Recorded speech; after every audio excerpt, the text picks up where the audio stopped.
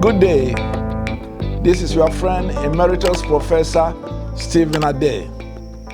We continue our series under the umbrella of leadership for everyone, everywhere. In other words, leading wherever you are, at all times.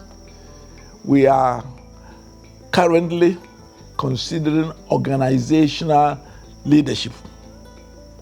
The previous session, we dealt with the functions of leaders, what leaders really do. Today, I want to look at leadership styles, organizational leadership styles. Remember, there's a difference between function and style. Function has to do what really is the main job, but the style has to do with how you go about it. Every one of us, whether we are leaders, we consider ourselves as leaders because we are all leaders in one form or the other, or a follower, and we are followers at certain times or most times, because a leader in one context is a follower in another. For example, a CEO, I will be a leader in my organization. When I go to church, the CEO there is the pastor, so I'm a follower there. When I go to my community, it's the king or the chief and the rest. So it's a very interesting situation. That is why people who have not learned how to follow well scarcely become good leaders. But when we come to styles, which we are dealing with today, it's how you go about it. All of us know some people at the head of our institution whom you just don't feel like working or doing your best. And there are something that just, some people who just excite you. You know, everyone will remember a leader who comes by you and says, "Hi, fellow, what are you doing?" Asks about your family. It's a question of style. The one who comes and commands you, do this. He says, "Why?" He says, "Because I say so." In other words, who reduces you to a robot? Yours is a tool to serve whatever cause they have in mind. These are styles, how to go about the functions of leadership. Let me give you one example. When I took over as the Director General of Ghana Institute of Management and Public Administration, I had a clear vision where I wanted to take the people and the institution. In my initial interactions, I would define, I want to create a world center of excellence for training of leaders, managers, and public administrators. The question is that the average staff, even the lecturers, most of them, their world is limited. What do I mean by world class? Let alone the laborer. Some of them will probably look at my face and I could read from their faces, this guy must have come from Mars. Life is hard in Ghana. We are managing to struggle. We depend on the government for subvention. And then you come and tell us that you are going to create a world-class institute. What constitutes world-class when I've never been to Lomé? Immediately, I knew that I was not communicating. I had to change, rethink. I hit the nail when I said that we are going to establish an institution in Ghana where politicians, managers, public servants would like to come. An institution they are willing to pay for our products. An institution which will be a center of excellence. Oh, that's so, and even give us a higher pay. Oh, now you are talking sense. So, while communication was and it remains a leadership function, by my top-down approach, talking from my academic and diplomatic level, having gone around the world, I was basically not talking the language of the people. Again, it seemed, and now because I wasn't there, that, my predecessor was a typical crutchy, properly trained in the British tradition, doesn't eat even with his hands and everything else, proper guy who happens to come from the same hometown as my wife's father. And then they have a leader who is from Hiromozi, who then walks about, eats with laborers and everything else. The people could really see a difference in leadership styles. I don't know, I haven't interviewed any one of them, but which one they preferred. But that is, we are talking about the how to. Is it important? Very much so. In fact, much of leadership failure has nothing to do with the functions of the leadership, but how they go about it. And I would like to share some insights, not original to me, most of them, apart from one, which I'll be coming to later at the end, but from the literature and from the experiences of people who have led well. There are basically three classical leadership styles. One, which is associated with the strong man or the big man in the seat, usually called charismatic leadership, whereby the personality and the force of the person makes a lot of difference.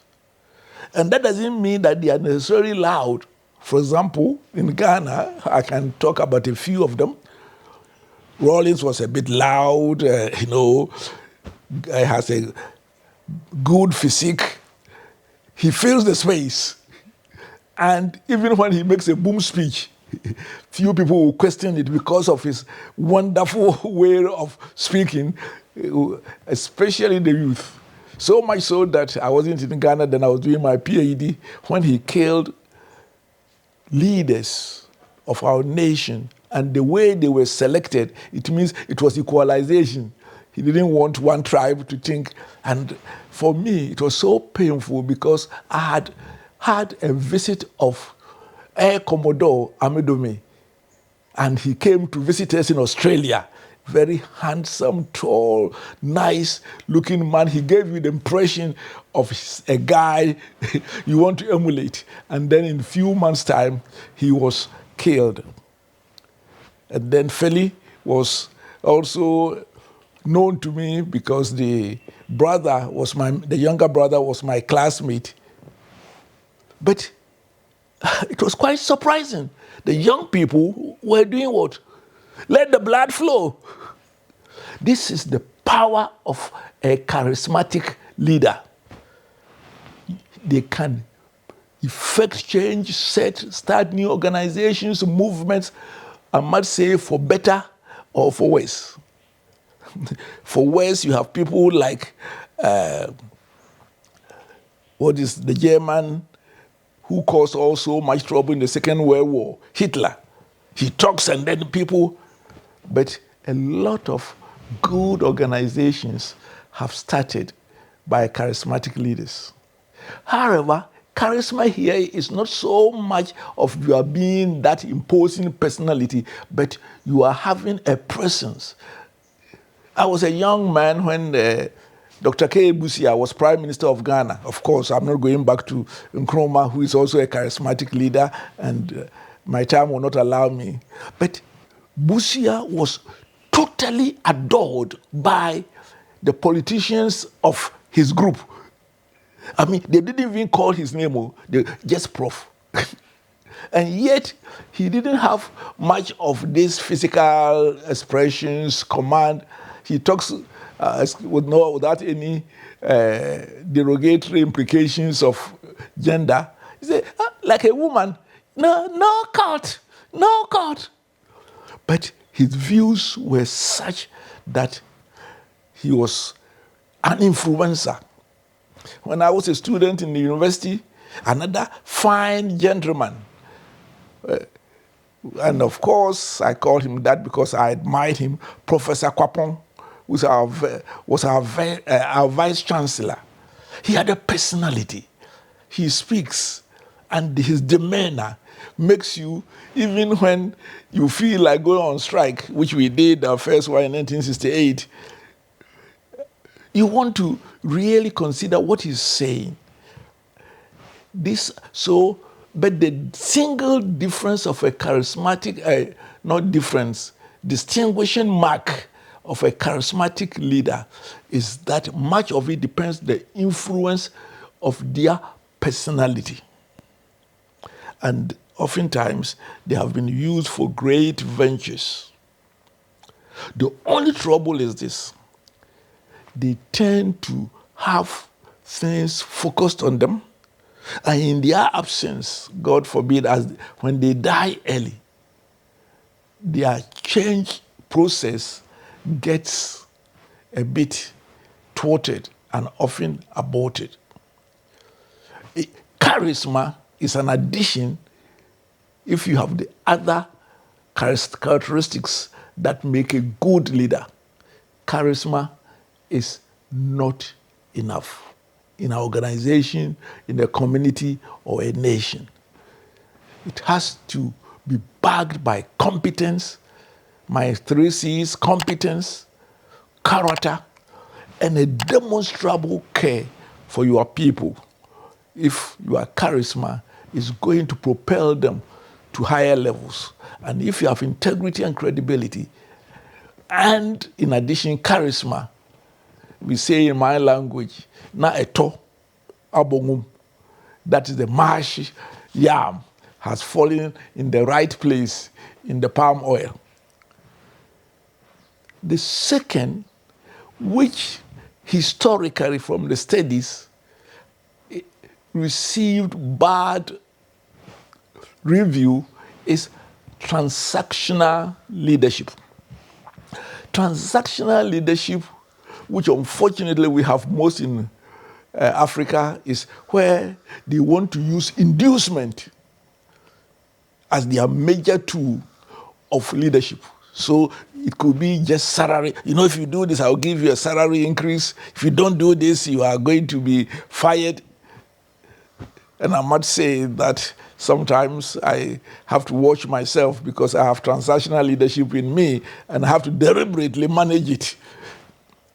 Let me tell you, if you major on transactional leadership, a quid pro quo type of leadership, oftentimes you don't achieve much. The reason is that very soon people get used to the inducement. And so you have to continue to improve the inducement, which is impossible to do so. Again, it has been the source of corruption in our countries. Oh, vote for me, and then I give you 50 CDs, you vote for me. Of course, you treat human beings as tools if your main agenda is transactional leadership. However, again, I wouldn't go to the extent of condemning transactional leadership, because every leader will also use some sort of encouragement and inducement, except that good leaders do not major on being transactive. In the literature, the prince of leadership style is what has come to be called transformational leadership. And therefore, I would like to spend more time on what constitutes transformational leadership. Why is it so celebrated and effective? And what can one do if you are in the other extremes of transactive or transactional leadership and charismatic leaders? You can improve on your leadership towards being transformational leader. However, when we come after explaining transformational leadership, I would like to move one step further to look at what have come to be known as servant leadership. and then spiritual leadership. Because I will be introducing a concept which I have found to be the most powerful of all leadership styles, a combination of transformational, spiritual, servant leadership. And with that, I may mention one of the, of course, the branches within the transformational leadership, like authentic leaders, which is more about measuring on credibility and the rest. But we will be looking at our next session on the most celebrated of all leadership, transformational leadership. Who are the transformational leaders? What makes them admirable? And why do they achieve so much? It's so important for us to look at it. And what we can do even to go beyond transformational leadership. I wish you the best. And please, let us engage next time on transformational servant spiritual leadership so that you can make a difference where you are in your organization. Shalom, and may the Lord be with you. I am your host, Emeritus Professor Stephen Adei. We meet on ZFM 101.9 every Saturday at 8:30 Universal Time, which we used to call Greenwich Mean Time, not Ghana Mean Time. And if you miss it, you always trace me on YouTube channel, Emeritus Professor Stephen Adei. Remember, we are talking about leadership for everyone, everywhere. Shalom, and may the Lord be with you.